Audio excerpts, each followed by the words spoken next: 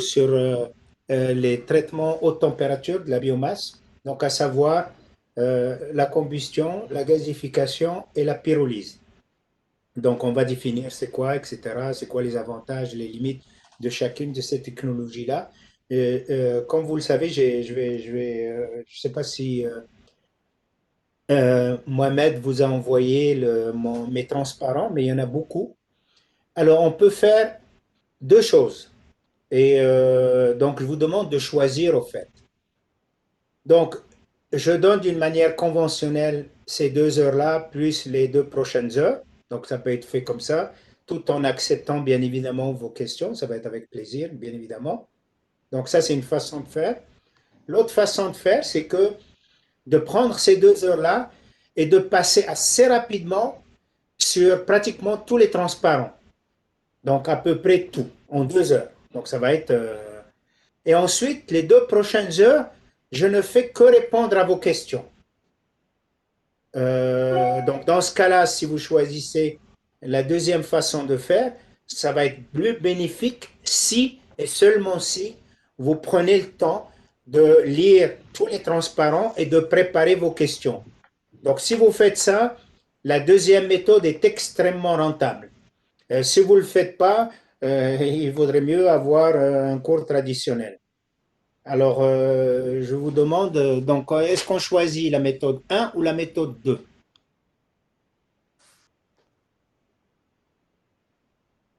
Donc, juste pour donner la parole à tout le monde, faites un OK si vous choisissez. Donc, on va commencer par un, je vais voir combien de personnes, et par deux, je vais voir combien de personnes. Et c'est votre choix, donc, de dire est-ce que vous préférez la première, donc complètement traditionnelle, les 4 heures. Donc, moi, je donne juste 4 heures.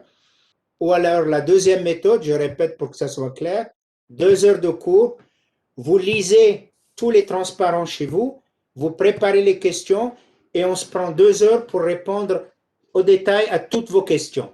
Donc il y en a un, deux. Alors allons-y. Qui est pour la première façon de faire? Et je vais regarder il y a combien de personnes. Un, deux, recommencez s'il vous plaît, parce que ça ne dure pas longtemps. Restez là-dessus. Pratiquement la majorité. La deuxième façon, si on regarde, c'est OK, j'ai regardé par rapport à la première. Maintenant, la deuxième façon, il y en a juste trois. Vous ne voulez pas travailler à ce que je vois. OK. Vous ne voulez pas lire les trucs entre les deux. OK, bah, c'est votre choix. Alors, c'est un peu décevant. Mais bon, écoute, Mohamed, est-ce que tu peux me mettre mes transparents, s'il te plaît? Ah, ok, ok. Un moment.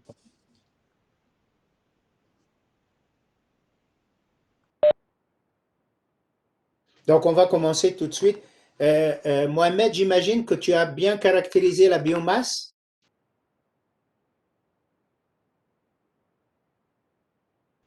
Ah oui, oui, Jean.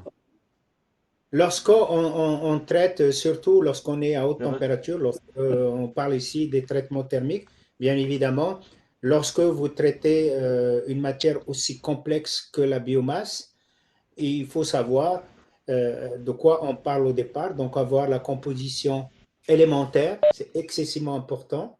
Les composés chimiques avec lesquels on travaille, et donc, tout ça est excessivement important. Donc, tu peux y aller. Donc, ça, c'est juste je vais aller très rapidement au début. Ça, c'est des généralités sur la biomasse que Mohamed vous avez déjà montré. C'est juste pour vous montrer pourquoi l'importance. D'abord, lorsqu'on parle de biomasse, des fois, on inclut aussi, oui et non, ça dépend des définitions, les MSW, donc les déchets, en fin de compte. Si on regarde la biomasse, c'est le potentiel juste aux États-Unis, c'est 70 gigawatts, c'est énorme. Une tonne, donc ça c'est énorme, hein, la quantité qu'on peut aller chercher à partir de la biomasse ou les déchets, c'est énorme, le potentiel est énorme. Donc c'est un truc à ne pas du tout négliger pour aller chercher des tas de produits, comme on va voir au fur et à mesure. L'autre transparent, il montre clairement aussi que qu'est-ce qu'on peut faire avec une tonne de déchets, par exemple? On peut remplacer 2 barils de pétrole, hein, c'est incroyable, une demi-tonne de charbon, etc. C'est énormément de choses qu'on peut faire avec la biomasse. OK? Ensuite, ça, c'est une des projections que pour les États-Unis. Il ne faut pas se leurrer. De plus en plus, on va utiliser les énergies renouvelables, bien évidemment, qui vont remplacer l'énergie fossile. Et l'énergie renouvelable, on parle bien sûr pour le Québec, c'est une opportunité que c'est extraordinaire, c'est de pouvoir utiliser de produire de l'électricité à partir de l'eau, à partir des barrages. C'est une potentialité énorme. Mais à travers le monde, on va remplacer l'énergie donc conventionnelle à partir de charbon, à partir du gaz naturel, etc. Elle va être de plus en plus remplacée par l'énergie renouvelable, mais pas complètement, il ne faut pas se leurrer. Dépendamment donc des pays, il va y avoir un certain remplacement, mais malheureusement pas partout à travers le monde. La particularité du Québec est bien sûr extraordinaire, mais malheureusement, c'est pas une généralité qu'on voit à travers le monde. OK? Next. Je pense on peut passer OK, vas-y, ceci. passe alors. Passe jusqu'à. Ok, attends, non, attends, Ici? recule, recule. Oui, c'est important de regarder de la biomasse, hein, la production. Qu'est-ce qu'il y a dans la biomasse? Il y a beaucoup de composés chimiques et c'est important de connaître tous ces produits chimiques, leurs liens chimiques, parce que c'est avec ça avec lequel on travaille, bien évidemment. Il faut bien caractériser la matière première. Donc, quand on imagine un procédé de traitement de la biomasse, que ce soit un procédé thermique, que ce soit un procédé chimique, que ce soit un procédé catalytique ou que ce soit un procédé biologique, il faut absolument, avant tout, caractériser ce qu'on a, avec quoi on travaille. Et bien sûr, malheureusement, la caractérisation doit se faire sur des produits qui sont peut-être même en ppm et des fois en ppb. Pourquoi? C'est pour une raison excessivement simple, parce que d'abord, à partir d'un traitement, on peut concentrer les produits au départ qui sont en ppm seulement, ou simplement, même s'ils restent en ppm, même des fois ils restent en ppb, ça peut être des produits qui sont excessivement cancérigènes parce que maintenant ils sont plus, par exemple, vous travaillez avec un solide, il est sous forme solide, il est peut-être pas très actif en tant que produit chimique, mais en phase gazeuse, par exemple, on va voir des exemples plus tard, il y a des composés chimiques qui sont en ppb et peuvent être cancérigènes. Donc c'est très important, c'est excessivement important lorsque on va travailler ici avec la biomasse, ça peut être beaucoup d'éléments. C'est excessivement important de la caractériser non seulement en ppm, mais des fois en ppb. C'est très important, c'est notre point de départ. Donc la caractérisation chimique est très, très, très importante et par ailleurs la caractérisation aussi physique, parce que cette biomasse, elle va être dans un réacteur, dans un bioréacteur, elle va circuler, etc. Donc son comportement physique et chimique est tout aussi important. Donc, premier point important, nous, en génie chimique, qu'on appelle génie des procédés, on développe des procédés et c'est une boîte noire. On a une entrée qui est la biomasse. Alors, le premier point, c'est qu'il faut savoir exactement quelle biomasse on travaille, avec laquelle on travaille, et quelles sont les caractéristiques de cette biomasse, les caractéristiques chimiques et physiques. Donc, normalement, Mohamed doit au moins avoir quelques heures sur la caractérisation chimique et physique de cette biomasse. C'est important de pouvoir, quand on reçoit une matière, qu'est-ce qu'on peut faire comme caractérisation, par exemple chimique dans ce cas-là, qu'est-ce qu'on peut faire comme caractérisation chimique, avec quoi on peut mesurer, est-ce que c'est truc élémentaire, est-ce qu'il y a des métaux là-dedans, etc., etc. Il faut tout ça caractériser. OK? Donc ça, c'est un point excessivement important. Donc, pour le Québec, ici, c'est important de considérer aussi le black liquor, comme on l'appelle, dans la transformation des, de- de- du Lignite. bois pour faire des pulp and paper industries. Donc, c'est important de considérer comme, quand on parle de black liquor comme étant aussi une biomasse. Et là-dedans, il y a énormément de choses là-dedans qu'on peut aussi aller chercher dans cette liqueur. OK? Continue. Continue. Ça, c'est solid waste. OK. Je pense Donc, pas. ça, c'est important. Donc, je parlais de la caractérisation. Alors, de quoi on parle spécifiquement? On parle, comme on a dit, c'est HHV, ça c'est Hot Heating Value. Donc là, on va commencer à faire des traitements thermiques. Il y a n'importe quelle biomasse, au fin de compte, n'importe quel produit qui va brûler, on le caractérise par Low Heating Value et High Heating Value. Donc la définition entre les deux, la distinction entre l'un et l'autre, puisqu'on brûle. Ici, c'est une réaction exothermique avec l'oxygène. On fait en général du CO2, H2O, etc. Donc, tout est oxydé. Et l'eau, c'est là où la différence entre low heating value et high heating value. Si l'eau est en phase gazeuse, donc on ne récolte pas l'énergie d'évaporation. Donc, ça, c'est low heating value. Donc, on ne récolte pas tout, on ne profite pas de la condensation, l'énergie qui permet de condenser l'eau. Et, et low et high heating value, c'est qu'on va condenser l'eau et on va aller chercher aussi l'énergie d'évaporation de l'eau. Et cette énergie-là n'est pas du tout négligeable. Hein. C'est excessivement, cette énergie-là est extrêmement importante. Donc, lorsqu'on parle de combustion incinération, cette valeur-là, high heating value, est extrêmement importante. Il y a en Suisse, par exemple, où on brûle les déchets, on brûle la biomasse en quelque sorte. Lorsque on, on design une chambre de combustion, cette chambre de combustion produit de l'énergie, bien évidemment. Cette énergie-là, il faut le capter. Donc, il y a un échangeur de chaleur pour faire en sorte de contrôler la température. S'il n'y a pas d'échangeur de chaleur, ici, on va accumuler de la chaleur à l'intérieur de cette chambre de combustion. Bien évidemment, la température va augmenter et ça va exploser.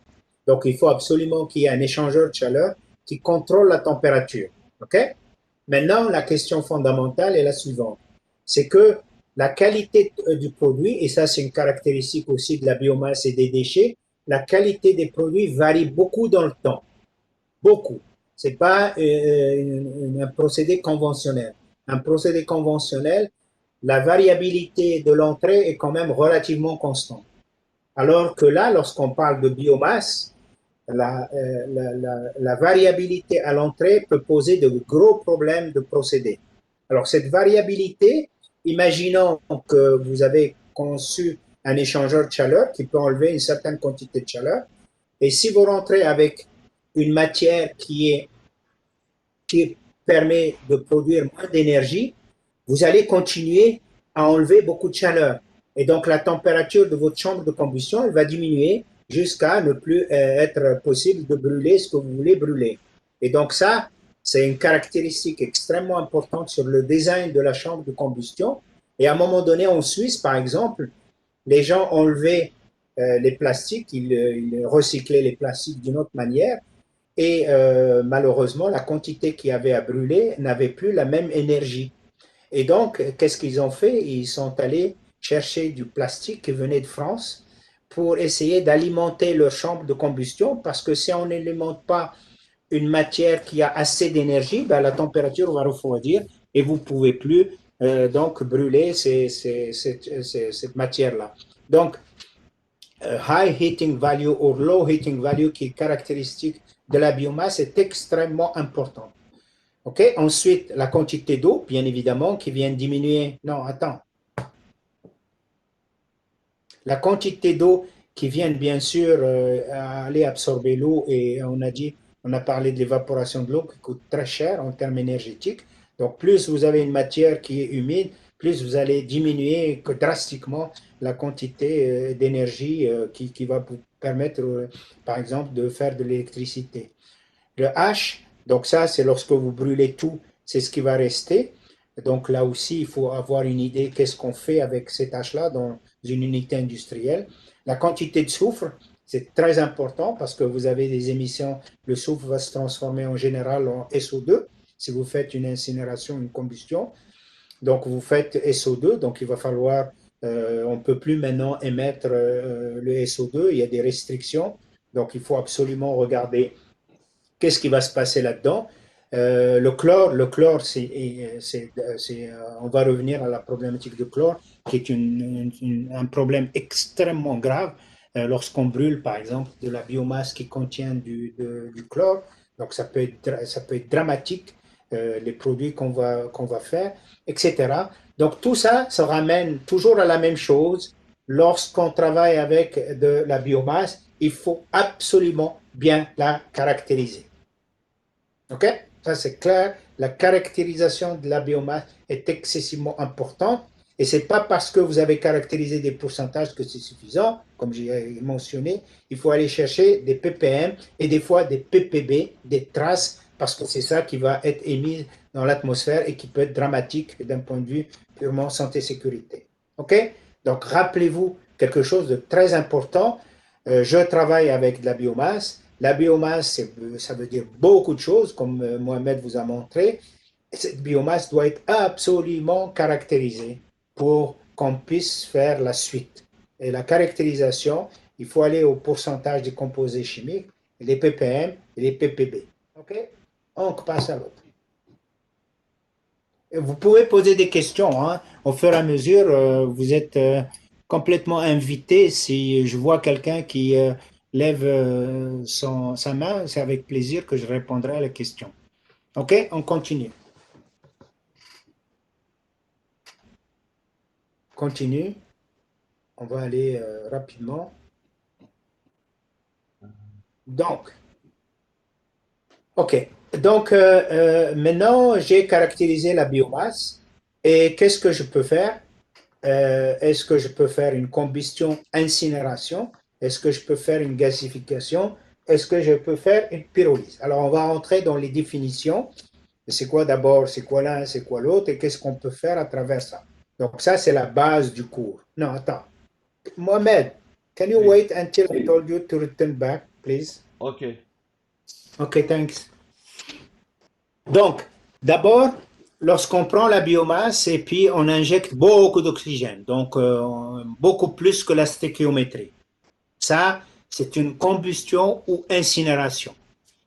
Maintenant, c'est quoi la différence entre une combustion et une incinération? Est-ce qu'il y a quelqu'un qui sait la différence entre une combustion et incinération?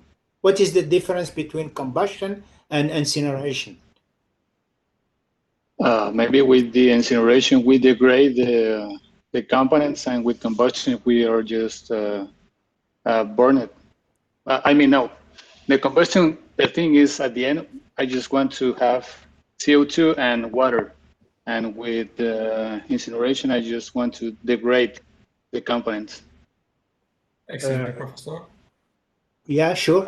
In combustion, we have actually kind of burning. We have oxidant in our system and produce carbon monoxide, carbon dioxide, and H2O. H2. And in the pyrolysis, there is No, I'm not talking about pyrolysis. I'm talking about combustion and incineration. Okay. Combustion and incineration. This is the question.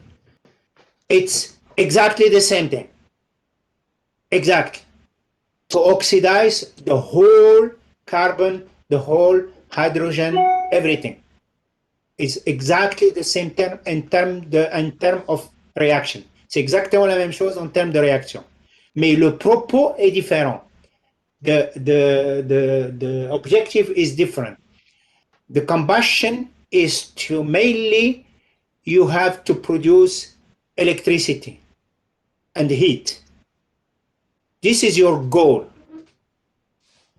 The incineration is to solve an industrial problem which is related to waste. What can I do? I mean, I have a problem and I have to solve this problem, which is I have to incinerate, for example, something. Of course, I will try at the end also to produce heat and electricity. Of course, I will try to do it. My main objective is to make sure that I destroy this material. The objective is different, but the reaction is exactly the same thing. OK? C'est la même chose, mais le but est légèrement différent. La combustion, mon but fondamental, c'est de faire de l'énergie et de l'électricité. Et l'incinération, c'est de me débarrasser d'un déchet. Me débarrasser d'un déchet par combustion. Et bien sûr, je ne vais pas fermer les yeux sur l'avantage de produire de l'électricité et de produire de l'énergie. Mais fondamentalement, incinération, combustion en termes de réaction, c'est une réaction exothermique avec l'oxygène en excès. Excess oxygène. OK? Ça, c'est la combustion. Donc, le but, c'est véritablement de faire de la chaleur et de la vapeur d'eau qui va me permettre, bien évidemment, dans le meilleur des cas, produire de l'électricité. OK? Maintenant, la gasification.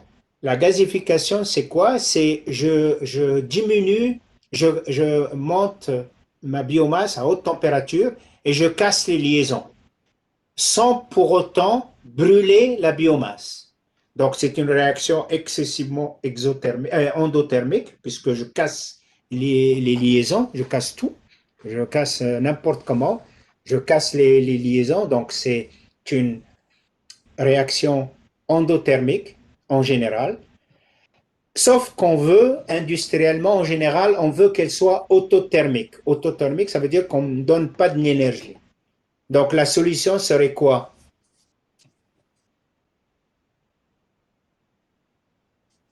The reaction is endothermic, but I would like to have an industrial reactor which is autothermal. How I can do that? Oh,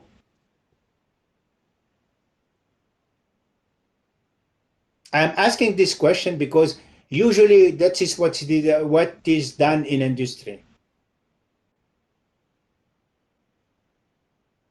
Alors?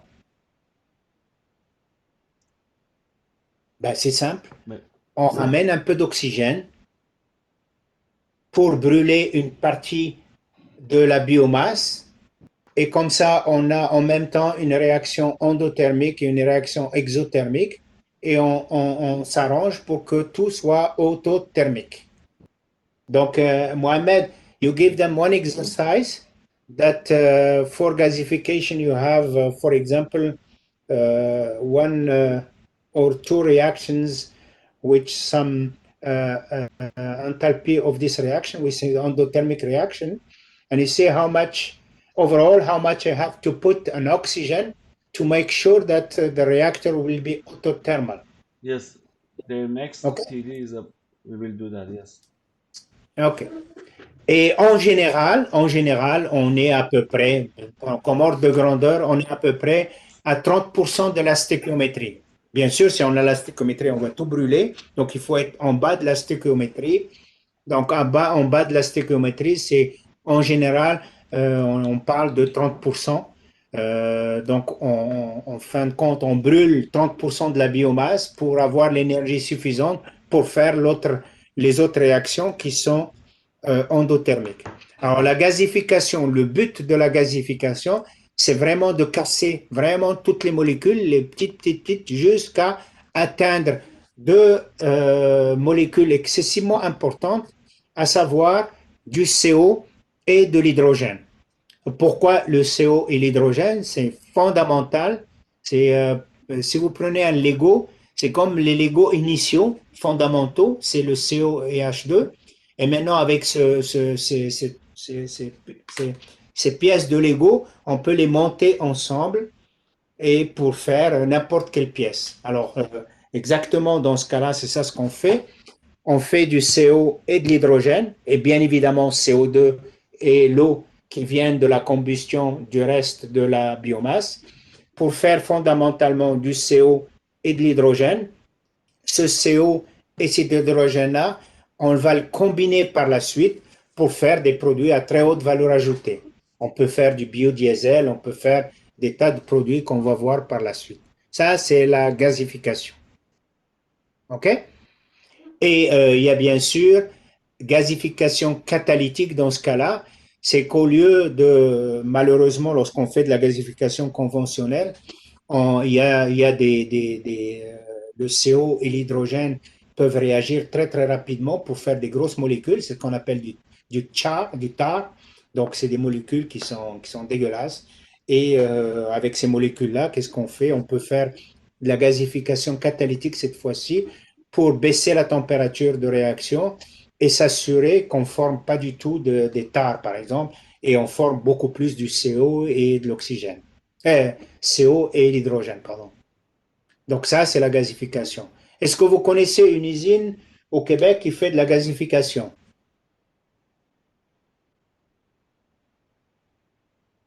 Allô? Do you know any industry in Canada or in Quebec which they are carrying this gasification? No? No answer? Enercam. Ok. Enercam, c'est ça ce qu'elle fait.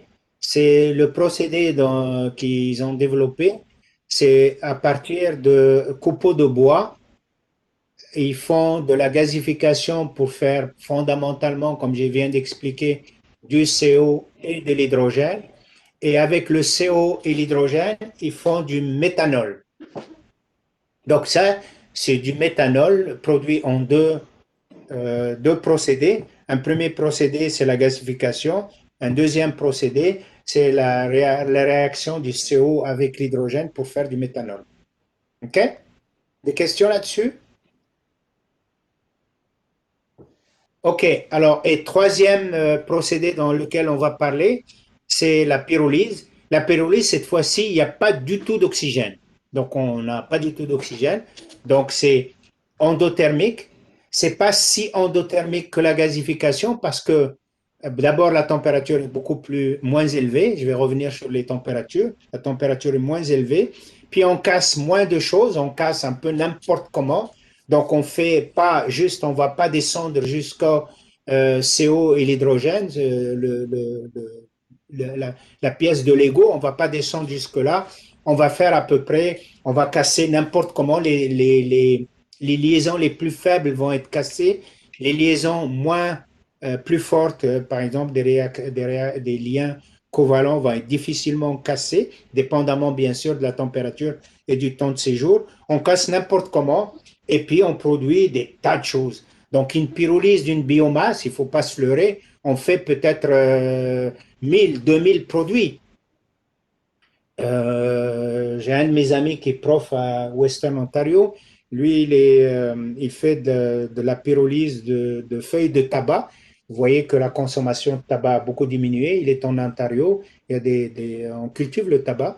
Donc, qu'est-ce qu'ils font? Ils prennent les feuilles de tabac, c'est ça, puis ils font une pyrolyse et on obtient, par exemple, comment ça s'appelle le produit pour ne pas fumer, bon Dieu. C'est qui me sauve. Mobile pilot. Non, non, non. The product that allowed us to not, the patch that you are using, it's made on what? La nicotine? La nicotine, merci. Donc, on produit de la nicotine, on produit peut-être 3% de nicotine. Je vous avais dit qu'on peut faire des 2000, 3000 produits à l'aise. Donc, on produit 3% de nicotine. Et la grosse difficulté, c'est comment maintenant aller chercher, concentrer cette nicotine, surtout si on considère cette nicotine-là pour être utilisée comme produit pharmaceutique. Donc, il faut il y a des exigences, des specs extrêmement précis sur sa composition, sa pureté. Et donc, la pyrolyse pose ce problème-là. Alors, je résume. Donc, la combustion se fait en général à des températures beaucoup plus élevées, autour peut-être de 1000-1200 degrés Celsius, peut-être même au-delà, si on veut faire une combustion totale, si on a des choses qui n'arrivent pas à bien brûler. Donc, la température est pas mal haute. Donc, en général, on parle de 1000-1200 degrés Celsius. La gasification, en général, va se faire à 800 degrés. On peut faire de la gasification à beaucoup plus haute température et même à plus haute pression. Mais en général, on parle d'une température un peu moins élevée. C'est 800 degrés. Donc, pour faire du CO, le gaz de synthèse, c'est comme ça que ça s'en appelle, le CO et H2. Et ensuite, on fait des produits intéressants. La pyrolyse, on est à des températures beaucoup plus faibles. Je vais vous dire comment on détermine ces températures-là.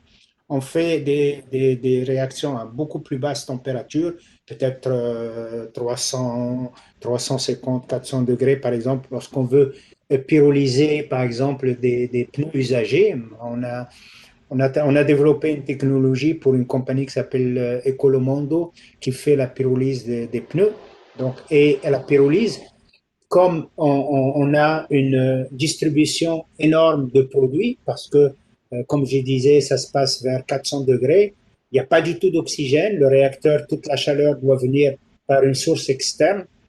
Donc, on pyrolyse ce qu'on a et on obtient en général un gaz euh, qui sort du réacteur. Ce gaz-là, avec un échangeur de chaleur, il y a une partie qui est condensable et une partie qui est non condensable. La partie condensable, on appelle ça de l'huile, et la partie non condensable, en général, à des températures, à des pressions atmosphériques, bien évidemment, parce qu'on peut condenser n'importe quoi, mais dans des pressions atmosphériques, à des températures de l'ordre de une dizaine de degrés, une vingtaine de degrés, il y a juste une partie qui condense, c'est l'huile. Donc, ce gaz-là se change en huile à partir de la condensation. Il y a un gaz qui n'est pas condensable, qui est juste sous forme de gaz, qui est l'équivalent un peu de propane, éthane, ce genre de considération.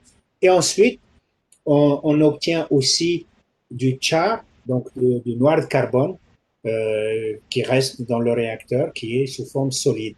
Donc, vous voyez bien que la combustion, on essaie de faire de l'eau et du CO2, donc détruire absolument tout et principalement faire une bonne combustion, c'est obtenir CO2 et de l'eau. Faire une bonne gasification, on essaie d'obtenir le gaz synthèse CO et l'hydrogène. Une pyrolyse, ben, on va obtenir en même temps un gaz, un liquide et un solide qui est en général du noir de carbone, dépendamment bien sûr que ce que vous amenez comme encore une fois comme matière première. Bien sûr, si vous mettez des pneus, qui n'est pas une biomasse, ce que vous allez retrouver dans le noir de carbone, c'est de l'acier aussi. Parce que l'acier à 400 degrés, il ne va pas sublimer, donc il va rester avec votre noir de carbone. Donc encore une fois, l'importance de caractériser la matière première avec laquelle on travaille. Et donc, si vous regardez, par exemple, on a dit que ça peut contenir du chlore, ça peut contenir des métaux lourds, etc., etc. Ben, vous voyez que si on a un métal, par exemple, qui sublime à 800 degrés ou à 900 degrés, comme le mercure, par exemple, ben, le mercure, il va sublimer autour de 800 degrés. Ben, si vous êtes une pyrolyse et vous faites bien les choses, votre mercure va se retrouver avec le solide. Si, par contre, vous faites la gasification ou la combustion dont la température est beaucoup plus faible, beaucoup plus haute que la température de sublimation, ben là, il va se retrouver sous forme gazeuse. Vous voyez, c'est encore une fois, c'est très important de connaître encore une fois la matière première avec laquelle on travaille et qu'est-ce qu'elle a caractérisé pour savoir c'est les produits, les différentes composants de la matière première, où est-ce qu'ils vont se retrouver? Est-ce qu'ils vont se retrouver sous forme gazeuse? Est-ce qu'ils vont se retrouver sous forme liquide? Est-ce qu'ils vont se retrouver sous forme solide? C'est excessivement important pour le traitement futur de tous ces gaz-là. J'arrête une seconde pour voir si vous avez des questions là-dessus.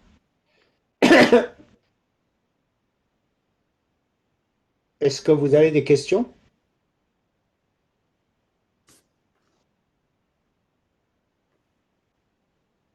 Non? Donc, on continue. Donc, maintenant, j'ai parlé de température. Température de pyrolyse, température de gasification, température de combustion. Comment on détermine ces températures-là qui vont être liées, bien sûr, à à votre choix de traitement, combustion, gasification, pyrolyse, mais aussi, comme je l'ai exprimé, comme je l'ai expliqué, j'espère que c'est clair, par rapport à la composition de votre matière première. Alors, comment peut-on faire ça? On utilise, vas-y, Mohamed,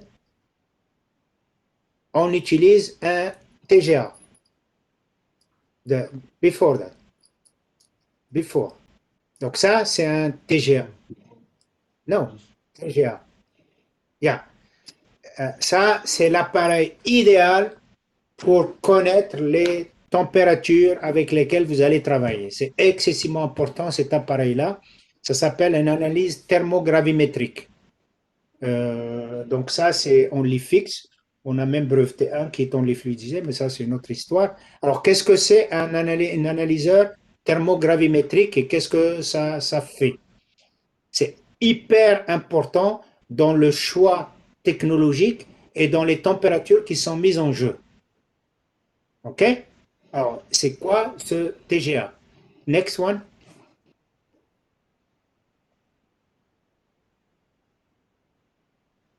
OK. Alors, le TGA, qu'est-ce qu'il fait? C'est tout simple, c'est que vous mettez un échantillon de votre biomasse, dans ce cas-là, un échantillon. Alors maintenant, le problème, est-ce que l'échantillon doit être à peu près de quelques milligrammes? Alors ça, c'est le problème avec le TGA. Donc, comment choisir ce milligramme? Bien évidemment, ce milligramme doit être représentatif de votre biomasse. Autrement, vous faites fausse route sur tout. Donc, c'est important d'homogénéiser votre matière première, de faire en sorte que ce qu'on va traiter, ça a un sens. Alors, si vous traitez maintenant cette biomasse, qu'est-ce que vous faites quand vous l'introduisez dans une analyse thermogravimétrique? Qu'est-ce que vous faites? Donc, il y a, en fin de compte, vous le mettez dans un creuset et vous montez en température. Vous avez un cycle de température qui est prédéfini, que vous définissez vous-même. Et en même temps, vous regardez la perte de poids, sur la perte ou le gain de poids. Une oxydation, l'oxygène va réagir avec ce que vous avez, vous pouvez avoir une augmentation de poids. Si vous avez une perte de poids, votre masse, par exemple, se transforme en gaz, vous avez une perte de poids. Donc, qu'est-ce que vous faites? Vous mettez votre biomasse dans un creuset, vous avez une balance extrêmement précise, parce que comme j'ai mentionné, on parle de milligrammes, donc il y a un problème d'homogénéité et de représentativité de votre échantillon, ça c'est un autre problème. Et qu'est-ce que vous faites? Vous regardez donc la perte de masse en fonction du temps. Et comme le temps, la température est liée au temps, donc vous pouvez tracer la variation de la masse en fonction de la température ou en fonction du temps. C'est exactement la même chose, puisque la température, c'est vous qui décidez comment vous montez en température. Et vous avez des courbes de perte en poids, comme ça, par exemple. Ça, c'est des pertes en poids. Et si vous faites une combustion, vous allez injecter un gaz, de l'oxygène, par exemple, ou de l'air dans votre échantillon. OK? Et vous allez avoir des courbes comme ceci. Si vous faites une pyrolyse, vous allez injecter un tout petit peu d'oxygène, ça va être sous-stéchiométrique par exemple. Et si vous faites une pyrolyse, vous allez injecter, au lieu d'injecter de l'air, vous allez injecter par exemple un gaz inerte. Et donc, vous pouvez trouver des courbes comme ça. Et qu'est-ce que ces courbes-là vous disent? Ils vous disent quelque chose de fondamental. Regardez par exemple la courbe verte. La courbe verte, qu'est-ce qu'elle dit? Elle dit, bon voilà, j'ai une première diminution légère au début, si vous regardez tout début, et ça c'est certainement de l'eau. Donc la fibre, si il y a de l'eau, ça va s'évaporer à assez basse température, ça va s'évaporer. Comment je peux le savoir? En analysant par exemple les gaz qui sont émis. Donc là, je vais coupler un analyseur thermogravimétrique avec une analyse de gaz, c'est encore mieux. Une analyse de gaz qui peut être par exemple en infrarouge ou en gaz chromatographie ou n'importe quoi. Donc, il peut m'analyser les gaz pour confirmer ce que je suis en train d'évaporer, par exemple. Et là, vous voyez, certainement, au départ, c'est certainement de l'eau, donc ça s'évapore, et puis ensuite, paf, j'ai une drastique réaction autour de 300 degrés.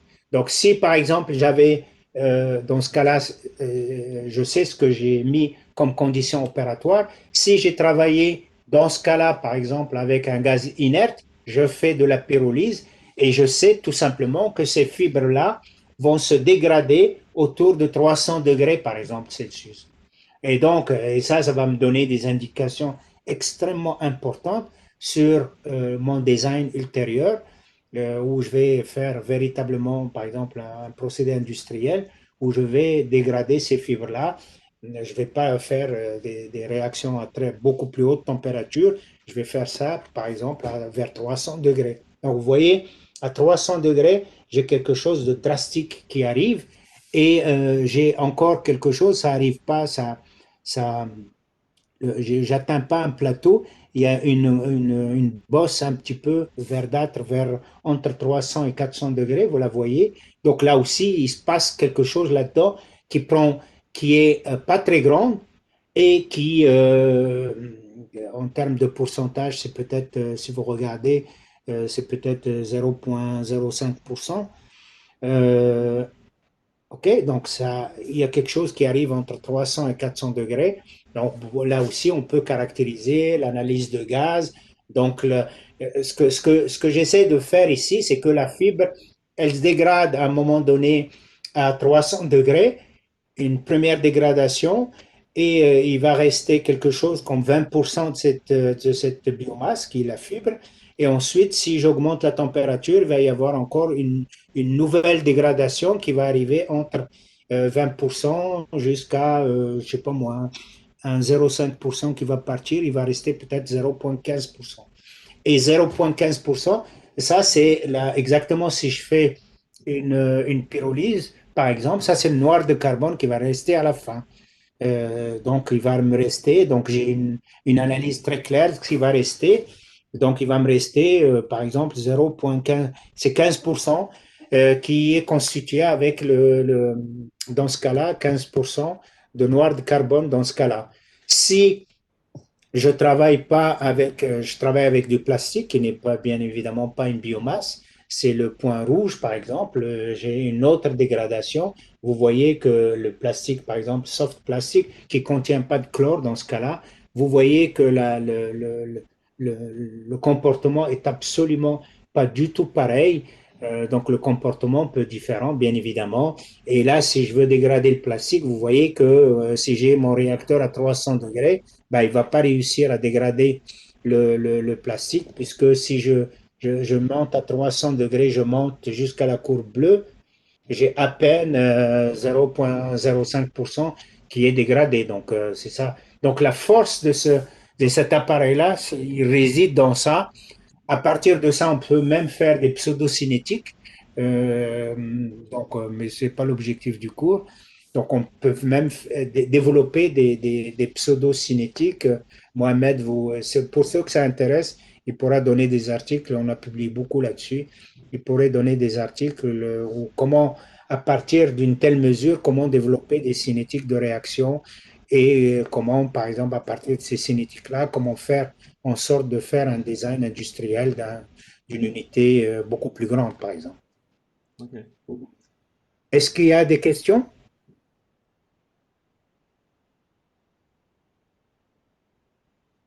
Donc, si je résume jusqu'à maintenant, et si vous avez bien compris ça, c'est déjà une très très bonne chose. La première chose, oui, il y a quelqu'un qui vous pose une question, oui. Il y a Mohamed?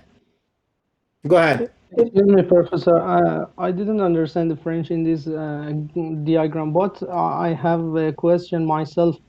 When we want, as an engineering, choose one of the fiber or soft plastics, I think in my mind, coal is out of the decision, but about the fiber and soft plastic, one of them can be normalized in lower temperature. It means lower cost, it means lower energies. Another one, plastics with higher energy, with higher temperature, can be normalized better. Which one is better to choose in the same situation?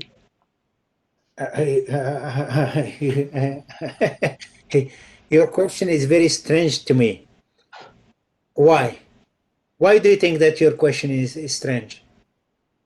Even if you are asking it. I don't know. Because you have your feedstock already. If you have your feedstock, I mean, you have your feedstock. What can I do? You Yes. have already your feedstock. Here is the these figures represent contract that we had with a U.S. company. U.S. company wanted to combust coal and waste. Why? Coal, depending on what kind of coal you are dealing with, usually the coal contains certain percentage of sulfur. Okay? And you have, of course, if you are burning coal, you have emissions of SO2, and you have other emissions, of course. Coal is very hard to burn. I mean, very hard in terms of environmental safety, as you know. And coal, if you are burning coal, you have producing SO2. And the company wanted to have something mixed with coal in order to decrease the emissions of SO2. Okay? And the idea coming from them, that's why they contacted us, say, okay, if we are dealing with waste, waste doesn't contain sulfur. And therefore, if we mixed coal at something like 80%, for example, and waste at 20%, automatically we will decrease SO2 emissions. The idea is coming from there. But industrially speaking, the emissions of CO2 was still, if you are mixing coal and waste, the emissions of SO2 were already too high. And therefore, we develop a process for them. It's coal, waste, and something else, which is confidential. And this something else, by this combination, you decrease drastically the SO2 emissions. Okay? Now, this is why we are looking for coal and something else. Okay? And now, this thermogravimetric, for people that didn't understand it, is TGA, thermogravimetric analysis, is very, very important. That's why I'm trying to also to explain it in English, because this is the first thing that we do when we have feedstock. I mean, your feedstock is your feedstock, okay? If you wanted to work with coal and waste, it's coal and waste. If it's fiber, it's fiber.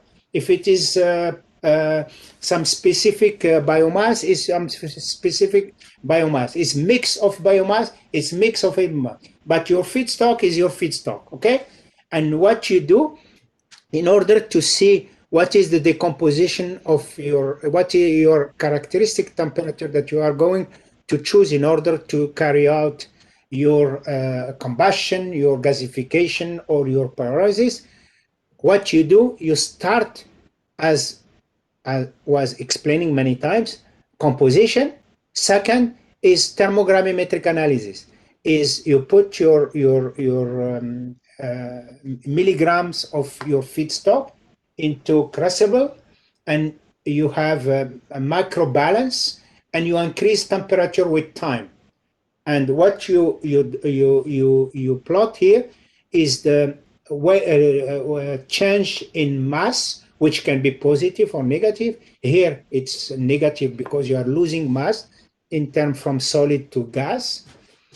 Okay, with temperature. This is, and temperature or time is the same thing, because time is related to the temperature. And you plot that kind of diagram.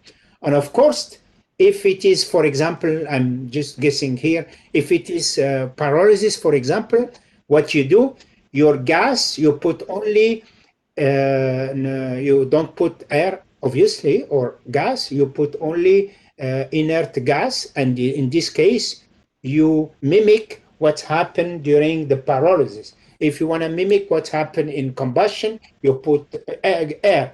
If you want to mimic what's happened with gasification, you decrease, you have mix between oxygen or air with some inert material. And therefore, this thermogrammetric analysis, it's good for any thermal decomposition.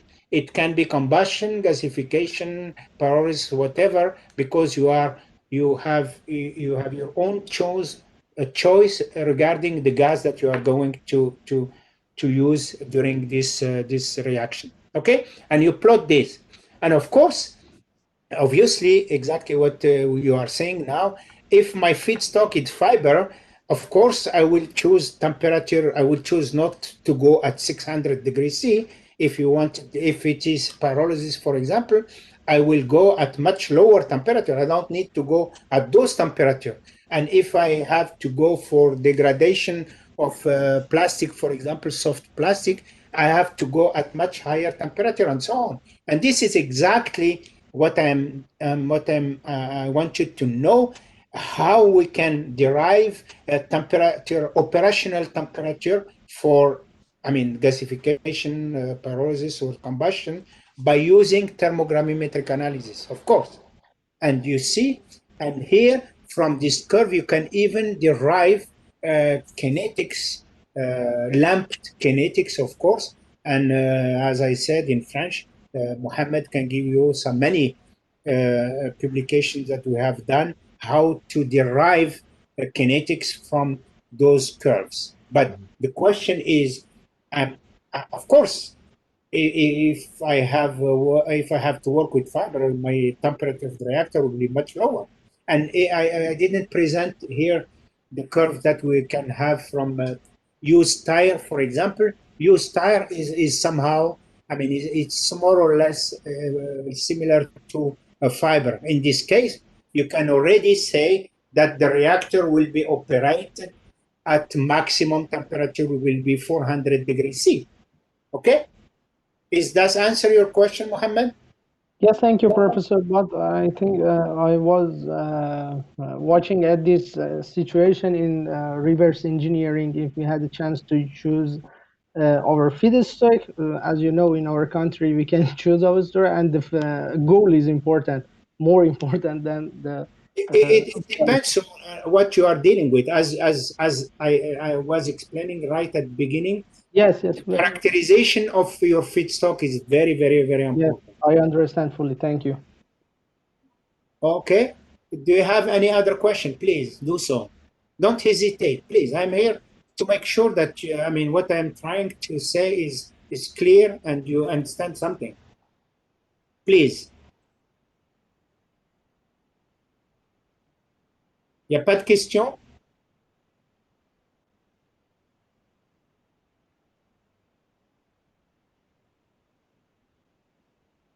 Okay.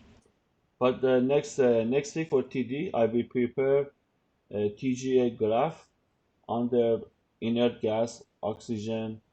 So you will see that when you have a specific biomass under different environments, you can have a comparison between kind of pyrolysis kinetics and, for example, combustion kinetics.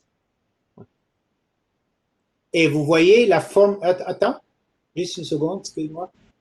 Et vous voyez la forme de la courbe. Plus elle est gondolée, et plus il se passe des choses qui sont de plus en plus complexes. Hein. C'est clair, quand il y a une dégradation facile, vous voyez une chute brutale, mais quand il se passe beaucoup de choses, la courbe est beaucoup plus gondolée, et ça veut dire que la dégradation, elle est très complexe. Et donc, la modélisation et dériver une cinétique de réaction va être beaucoup plus complexe, bien évidemment. OK?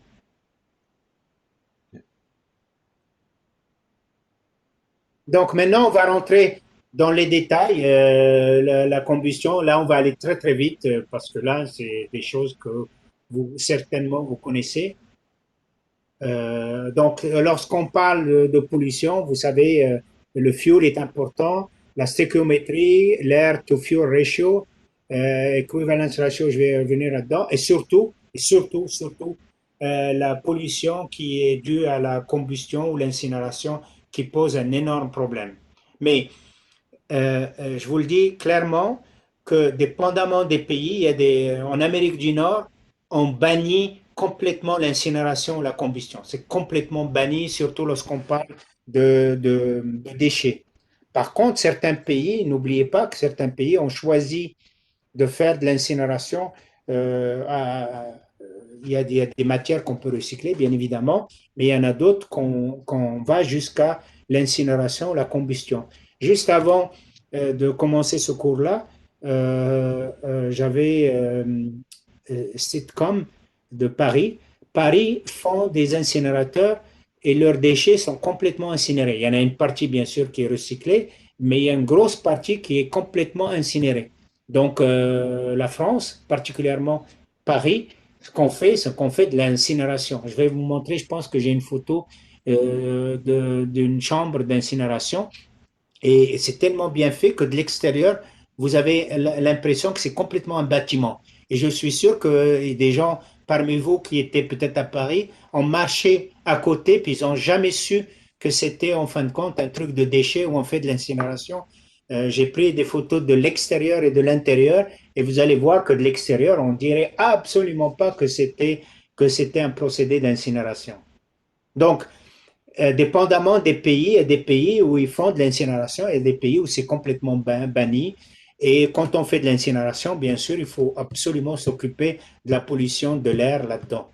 OK? Continue.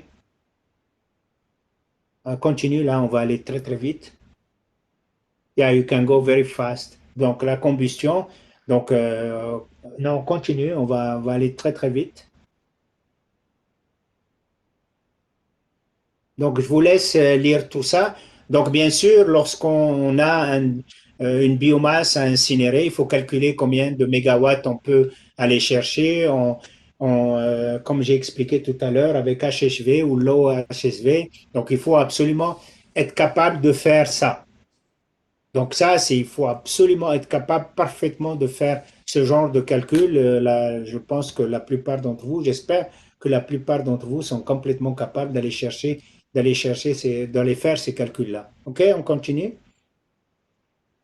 Donc, lorsqu'on fait de l'incinération ou de la combustion, ce qui est important, c'est le temps de résidence. Donc, c'est le temps que ça prend, la température et la turbulence, c'est-à-dire le contact entre les éléments qu'on veut brûler et l'oxygène. C'est très simple lorsque vous êtes à l'extérieur d'une chambre de combustion et vous regardez, par exemple, il y a plein de trucs qui arrivent comme ça. Moi, je suis originaire du Maroc et à un moment donné, les gens qui font de la céramique, ils brûlaient des pneus. C'est comme ça qu'ils chauffaient leur, euh, leur four. Donc, pour aller chercher la température, et vous voyez, à la sortie, vous avez des particules très fines noires.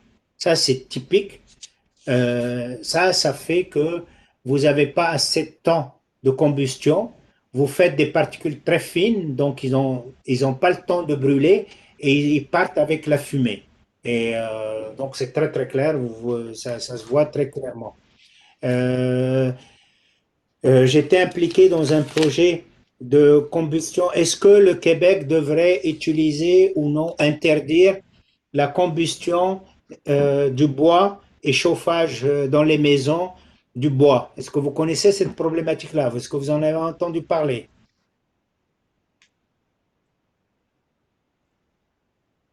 Sur l'île de Montréal, est-ce que vous avez le droit d'utiliser le bois de chauffage ou non?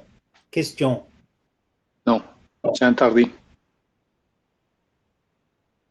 Ben, ça dépend bizarrement, ça dépend des villes. Comme vous le savez, Montréal, il y a plusieurs villes. Moi, j'habite Dorval. Dorval, c'est absolument interdit d'utiliser les anciens chambres de combustion, les foyers conventionnels, c'est absolument interdit. Pourquoi? Parce que dans ce cas-là, même si ils ont été conçu il y a plusieurs années, vraiment plusieurs années. Et ce qu'on fait, c'est qu'il y a beaucoup de parties qui sont froides et donc il y a beaucoup d'émissions de particules. Et donc le Québec, le gouvernement du Québec, avec certaines villes, ont interdit d'utiliser ces vieux foyers. Maintenant, si vous voulez utiliser le bois de chauffage dans ces foyers-là, il faut que ce soit des nouveaux foyers. Et les nouveaux foyers, ce qu'ils font, en fin de compte, c'est que les émissions, il faut que tout le boîtier soit beaucoup plus chaud, donc la température. Ils sont conçus pour avoir un contact oxygène-bois qui est beaucoup plus élevé et il y a un temps de réaction qui est beaucoup plus élevé et on peut faire en sorte qu'il y ait moins d'émissions de particules. Et donc, si vous voyez, il y a beaucoup moins d'émissions et c'est comme ça qu'on a résolu un petit peu ce problème-là d'avoir le temps, la température et la turbulence. Donc, ça fait simple dit comme ça, mais lorsqu'on fait un design d'une chambre de combustion, c'est beaucoup, beaucoup plus compliqué. Lorsque il y a quelques années, il y a eu une explosion de glycérol à Sherbrooke, et puis vous voyez des fumées noires. Le glycérol est incolore. Est-ce qu'il y a quelqu'un qui peut m'expliquer pourquoi c'est noir? I would say it in English. When you have, for example, escape of any chemical product which is uncolor, and usually it will burn. And what you have something, you have very small particulate which is black. Why? If it's combustion, you should not have that. But why we have those particles? Any explanation? En fin de compte, c'est très simple. Donc, subitement, vous avez une quantité incroyable d'hydrocarbures qui se mettent dans l'atmosphère. OK? L'oxygène va rentrer, c'est une plume, c'est comme une plume, on appelle ça une plume. Et donc, l'oxygène, il est où? Il est à l'extérieur. Donc, le front de réaction entre l'oxygène et l'hydrocarbure, ça brûle. Donc là, vous avez une combustion. Et à l'intérieur, vous avez une pyrolyse. Et dans la pyrolyse, vous faites du noir de carbone. Et c'est pour ça que vous avez des particules noires qui sont à l'intérieur de ça. Donc, si je retourne maintenant à la combustion, il faut absolument, pour faire un design d'une chambre de combustion comme il faut avoir du temps, il faut avoir la température, il faut avoir un temps de contact entre le carburant et l'oxygène, et il faut qu'il soit intimement en contact pour faire une bonne turbulence et puis donc faire une bonne réaction chimique. C'est le 3T et c'est excessivement important. Chez moi, encore une fois, au Maroc, on le voit dans beaucoup de pays comme ça, en voie de développement. Vous voyez quelqu'un qui ramasse, qui balaye la rue, il ramasse un petit tas et puis il met de feu là-dedans. Ça, c'est catastrophique. Vous allez voir pourquoi, parce que la température n'est pas assez élevée, la turbulence est très mauvaise et le temps de contact encore est très mauvais. Et donc, au lieu de faire des produits de combustion, à savoir le CO2 et de l'eau, on fait des produits intermédiaires qui peuvent être excessivement et dangereusement toxiques. Donc, si on ne fait pas les choses comme il faut, au lieu d'aller vers la combustion totale, on va faire des produits intermédiaires dont la toxicité peut être excessivement toxique. Et je vais revenir sur ce point-là parce que c'est le point fondamental lorsqu'on fait de la combustion ou de l'incinération. OK, go ahead. OK, go. I will not. OK, donc ça, wait, before. Donc ça, il faut absolument être capable de faire un bilan de masse et d'énergie qui sont en général couplés. Donc là, je me ramène terre à terre à un cours.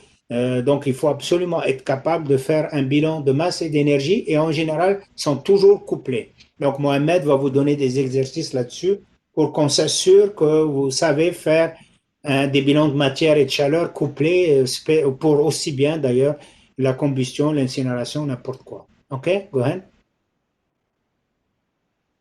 OK, donc ça, oui, before, ça c'est ce qu'on peut se retrouver donc dans les gaz à la sortie. Donc, comme j'ai expliqué, on peut trouver des particules, bien évidemment, qui n'ont pas eu le temps de brûler. On peut trouver des acides, des gaz acides, particulièrement le SO2. On peut trouver le NOx, qui est aussi un gaz acide, hein. On peut se retrouver avec le CO, qui est très toxique. On peut se retrouver avec des produits qui n'ont pas brûlé. Et on peut trouver des métaux. Parce que la combustion, comme ce que j'ai dit tout à l'heure, ça se passe peut-être à 1000, 1200 degrés. Donc, il y a des métaux qui vont se retrouver sous forme gazeuse. Et un des produits qui pose le plus de problèmes dans ce cas-là, lorsqu'on fait de l'incinération, entre autres, le métal qui pose le plus de problèmes, c'est le mercure. Est-ce que le corps humain contient du mercure?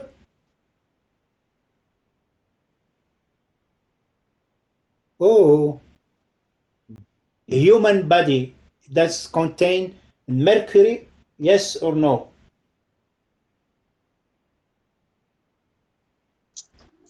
Yes, I think in the blood, maybe.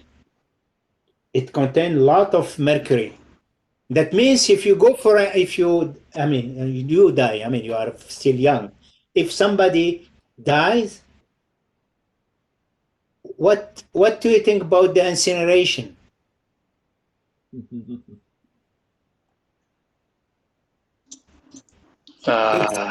You are emitting a lot of CO2 because you have to go up to 800 degrees C. This is the rules in Quebec. The incineration of the human body, I mean, died human body, of course, it has to be at least 800 degrees C.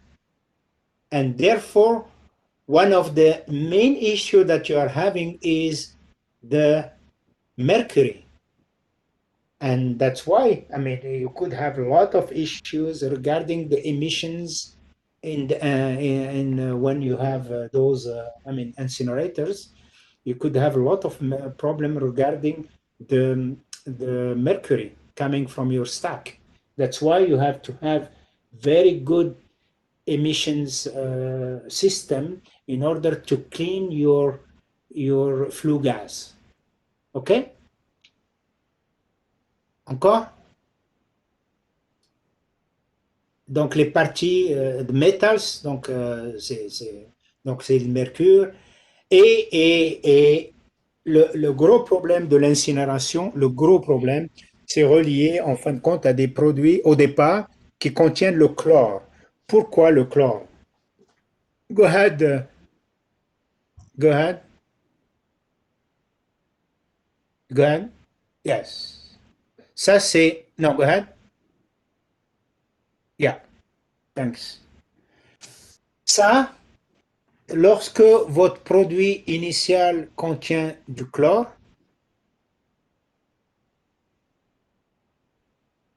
OK, le chlore est catastrophique parce qu'il fait des éléments qui sont, ça s'appelle dioxine et furane, qui sont émises dans l'atmosphère. Et dioxine et furane sont les produits chimiques les plus cancérigènes qu'il y a eu sur Terre, les plus cancérigènes au monde. Et ils sont cancérigènes à des concentrations du ppb. Et ça, c'est un des plus gros problèmes de l'incinération en combustion. Et c'est pour ça que j'ai insisté beaucoup sur la composition à l'entrée. Et si vous avez du chlore à l'entrée de votre incinérateur, vous dites bonjour les problèmes. Parce que ce chlore-là va vous donner un vrai headache. Alors, dans tous les transparents qu'a fait passer Mohamed, il est allé vite, c'est moi que je lui dis d'aller vite. C'est juste des manières d'aller chercher comment éliminer les particules, etc., comment éliminer les SO2, etc. Il faut laver les gaz, etc., etc. J'espère que vous allez lire tout ça pour voir comment peut-on s'assurer que lorsqu'on utilise, par exemple, l'incinération ou la combustion de la biomasse, il faut s'assurer que les gaz qui sont émis ils sont complètement aux normes et ça, c'est excessivement important. Et donc, vous avez tout un train de traitement des gaz à la sortie qui est extrêmement complexe. Si un jour vous visitez un incinérateur, et si vous allez à Paris, je me ferai un plaisir d'avoir une permission pour que vous puissiez visiter un incinérateur à Paris. Euh, euh, vous allez voir que l'incinérateur, c'est une chose, mais le traitement de gaz, c'est extrêmement compliqué. Et juste pour finir avec cet élément-là qui sont excessivement graves, les dioxines furanes, bien sûr, c'est des produits chimiques qui contiennent aussi bien du chlore, oxygène et carbone. Oxygène, carbone et hydrogène, bien évidemment. Donc, ça contient tout ça. Et ils ne sont jamais formés dans la chambre de combustion. Jamais. Ils sont formés après. Parce que la température est tellement élevée que vous ne pouvez pas former ces produits-là. Donc, ils sont formés à partir du chlore qui est dans votre cheminée, à partir des imbrûlés. Et là, si vous descendez la température, si la température est haute, ça se dégrade. Si la température est trop basse, la vitesse de réaction est trop lente. Donc, la gamme où vous formez ça, c'est entre en général 200 degrés et 400 degrés. Ça, c'est la zone dangereuse. Alors, qu'est-ce qu'on fait dans ce cas-là? On passe les gaz quand ils sont refroidis, on fait ce qu'on appelle un quench. Il faut les refroidir très, très rapidement pour couper la réaction chimique pour qu'ils n'arrivent pas à se former. Ça, c'est une façon de faire. L'autre façon de faire, c'est par exemple faire en sorte qu'on les absorbe dans des dans des charbons activés, par exemple, où ça absorbe ces éléments-là. Donc, il faut faire très, très attention à ces produits-là. C'est vraiment excessivement dangereux. Il y a 17 produits qui sont dioxines furanes. C'est tous les produits qui touchent en général la combinaison, comme je dis, chlore, oxygène, carbone et hydrogène sont là-dedans. Donc tous ils sont là-dedans et ceux-là ils sont excessivement dangereux. OK? Donc ça c'est, je vous montre juste c'est quoi, qu'est-ce que ça fait les dioxines, furanes, etc. Il y a eu il y a quelques années en France des émissions mais extrêmement faibles comme je dis et ils ont montré qu'ils se sont retrouvés dans le lait de vache. Donc à partir de ça, ils ont été déposés sur des champs, les vaches ont brouté tout ça et les dioxines furanes se sont retrouvés dans le lait de vache. Donc, c'est vraiment quelque chose d'extrêmement, extrêmement dangereux. Donc, si vous vous rappelez tout à l'heure, j'ai passé très, très rapidement, j'ai fait une distinction, et personne ne m'a posé de questions, bien évidemment, entre le plastique dur et le plastique soft. Et la distinction entre tout ça, c'est à partir de composition du chlore, en fait. OK? Continue. Donc ça, c'est comment on contrôle l'air pollution. Et je pense la pollution de l'air, pardon, c'est excessivement important de faire en sorte de comprendre lorsqu'on fait une incinération ou combustion, à quelle température on l'a fait, comment peut-on faire ça, quelles sont les émissions qui sont dans l'air et comment faut-il contrôler cet air-là. Donc tout ça fait partie du secours-là. OK? Donc, et là, il y a toute une manière d'aller faire. Donc, je rappelle ici, un précipitateur électrostatique, c'est pour les particules. Le backhouse, la même chose, sauf que le backhouse va être beaucoup moins cher, mais il va fonctionner lorsque la température de rosée va être beaucoup plus haute. Si la température de rosée est faible, vous allez risquer de faire de la boue à l'intérieur de votre filtre à manche. Et donc là, c'est pour ça qu'il faut utiliser plutôt un précipitateur électrostatique. Laver les gaz, laver les gaz, donc faire de l'acide phosphorique en fin de compte. Passer le gaz à travers des chambres de charbon activées, donc, etc., etc. Donc tout ça fait en sorte que l'objectif, c'est faire en sorte que les émissions gazeuses soient complètement en bas d'un seuil qui est défini à partir de la localité dans laquelle vous allez faire cette incinération ou faire cette combustion. Je pense que ça fait 1 heure et demie que je parle, ça fait beaucoup de temps. Je vais arrêter là et je vais ouvrir plutôt des questions. La prochaine fois, on va parler plutôt de pyrolyse et de gasification. Mais pour l'instant, si vous avez des questions, on va ouvrir donc une petite période de questions sur tout ce qui touche donc les généralités sur les 3 traitements thermiques, à savoir combustion, gasification, pyrolyse d'abord. Si vous avez des questions, on peut les traiter tout de suite. Ou si vous avez des questions plus spécifiques à la combustion, allons-y. I will take something like 15 minutes to open the floor for questions. If you have any, it can be anything regarding what I have said about combustion, incineration, and pyrolysis, but also specifically for combustion or incineration. And the floor is open.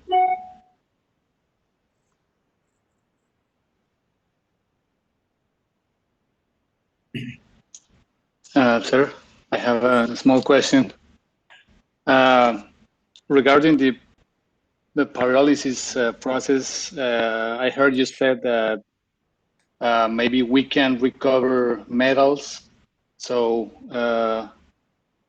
it came to my mind if maybe there is a process where we can recover precious metals. I mean, if I take, I don't know, my cell phone and I just put it into the pyrolysis process, maybe I can just recover the gold and all that stuff in it. Is that possible? Yes, absolutely. I mean, one of the process that we have developed with one of my PhD students who started a spin-off company, which is called Pyrocycle. I don't know if you have heard about it. It's Pyrocycle. It's about waste of electronic waste. If you take electronic waste, you have a lot of silica, you have a lot of hydrocarbon, and you have a lot of metal. You have something like more than 10 metals. And gold, the gold is the concentration is gold is very high. Gold, copper, palladium, platinum, and so on. Okay, if you, for example, you say, okay, I would like to keep the metals in the solid form, okay, and therefore it will be very difficult to do incineration, of course. I mean, you are not interested for gasification because you are not producing you are not interested that much on CO and hydrogen.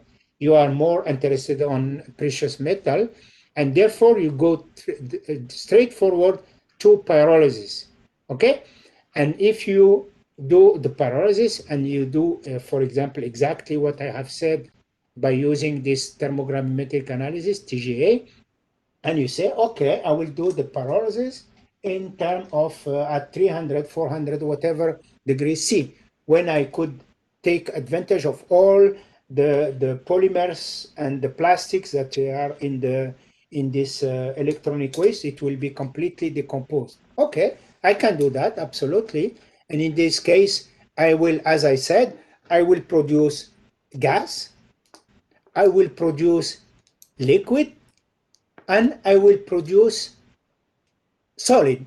And solid will be, of course, carbon black with all the metals, because my temperature of choice of operation is much lower than the temperature of sublimation.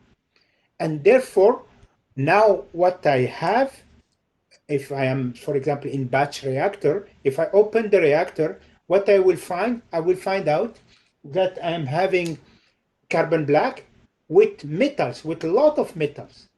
And believe it or not, you know what is the concentration of gold in the mine that we are exploring like right now? Do you have any idea about the concentration of gold? Of gold, yeah, we are talking about ppms. maybe 100 ppms. Are you No? crazy? No? 100 ppm is bank, is Oh, huge. There are no way that you can find any gold mine with 100 ppm. And okay. I'm misunderstanding. Okay. Maybe in ppbs. unfortunately, you cannot find any, none. We used to have some very specific mines in South Africa, for example, and in specific, I think Nigeria, in Africa, when the concentration is 10 ppm. 10 ppm is 10 gram per ton. And this is what we call it very, very, very rich mine. Very, very rich. Right now, if you take, for example, companies that are in Quebec, all the companies that are in Quebec, the mining that you are using is less than 2 ppm, 2 ppm, 2 gram per ton of rocks, 2 ppm. Okay? And this is now the operation that we are having right now. It's one, sorry, it's 1 to maximum 2 ppm. Now, the question is, what is the concentration of gold? What is the concentration of gold after a pyrolysis of waste electronics? How much? What is the concentration of gold with carbon black when you do your pyrolysis? Do you have any idea? Maybe now it's 100 ppms because we It's have the gold more concentrated in one site. I don't know. Okay. Absolute is even sometimes it's 250. This is why the people that are saying the next mine will be in the cities, and therefore when you have, I mean, this company or any other companies, they are telling you we are taking your I mean, electronic waste, and don't worry, we are taking it. We can come to your house and we are going to take it. Behind it, I mean, they are making a lot of money. You understand why they are doing this?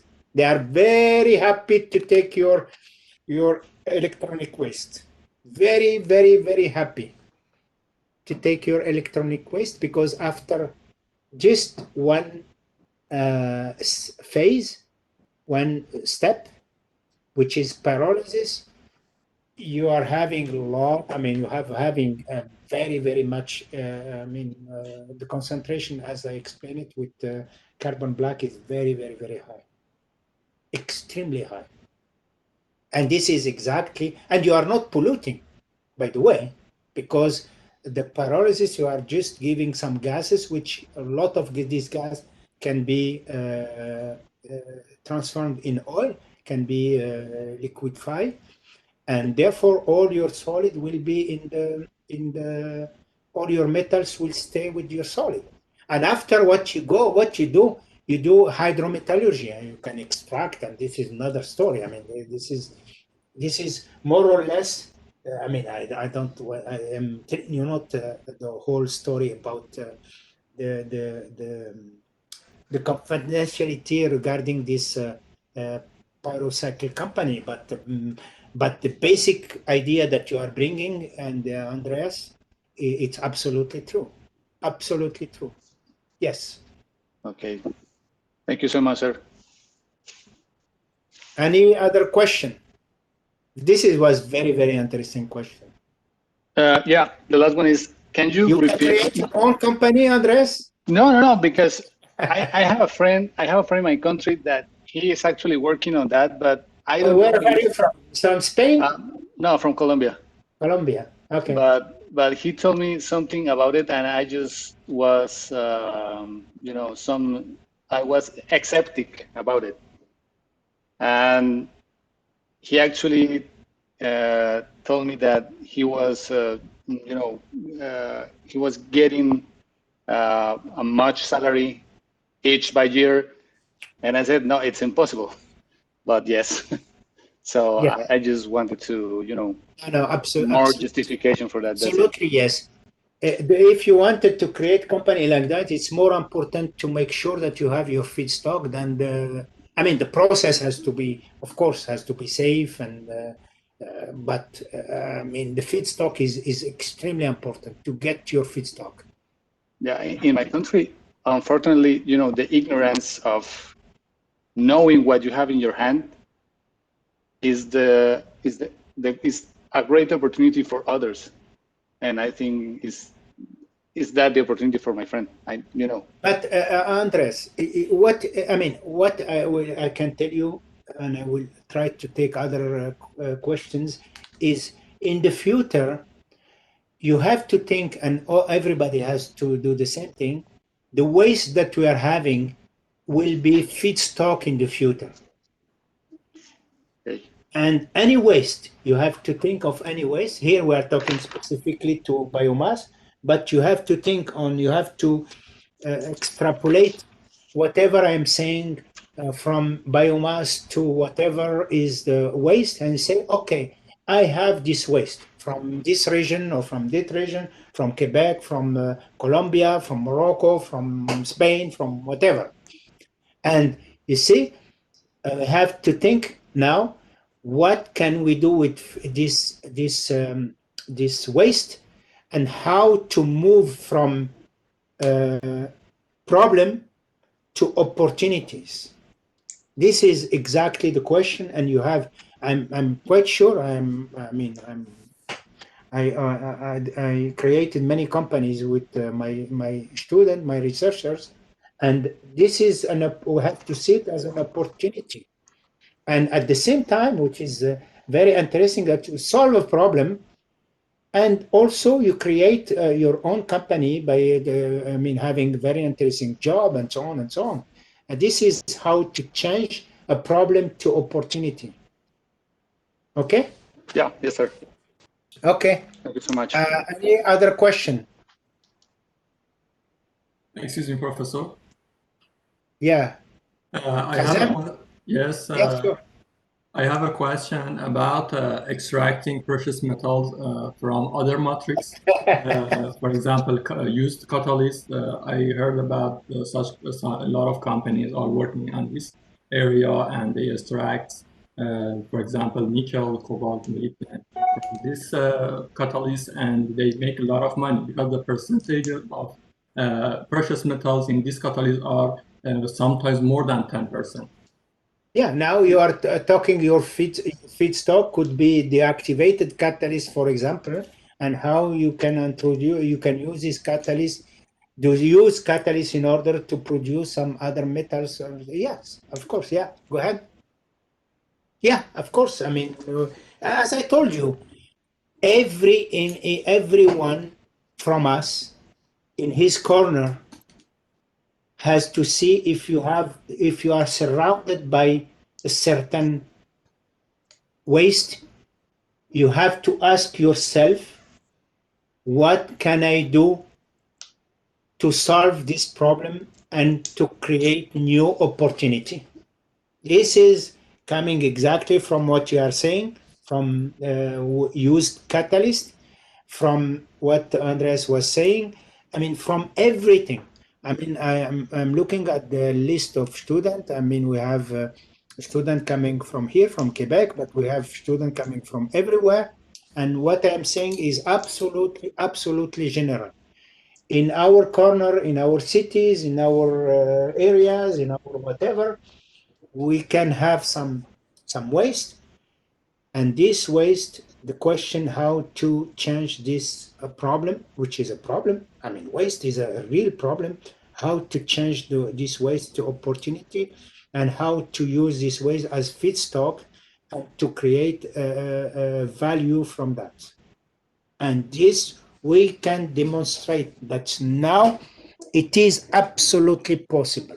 in many, many, many areas. It's absolutely possible. And I hope that these 2 hours that we are spending together, that you will start thinking on the ways that you are having in your corner. Say, oh, how I can valorize this waste. And I hope that you are thinking how to do that. Okay?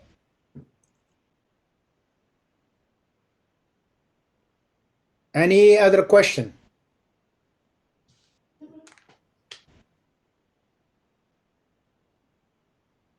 No?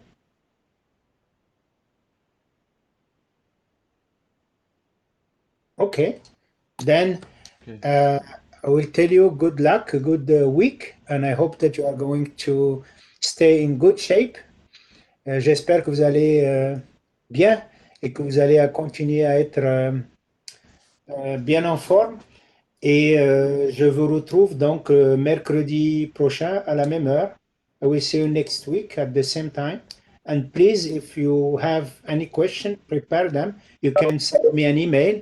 I will be glad to answer them. If they are very interesting, I will share it to everybody. If it's specific to somebody, I will answer you directly.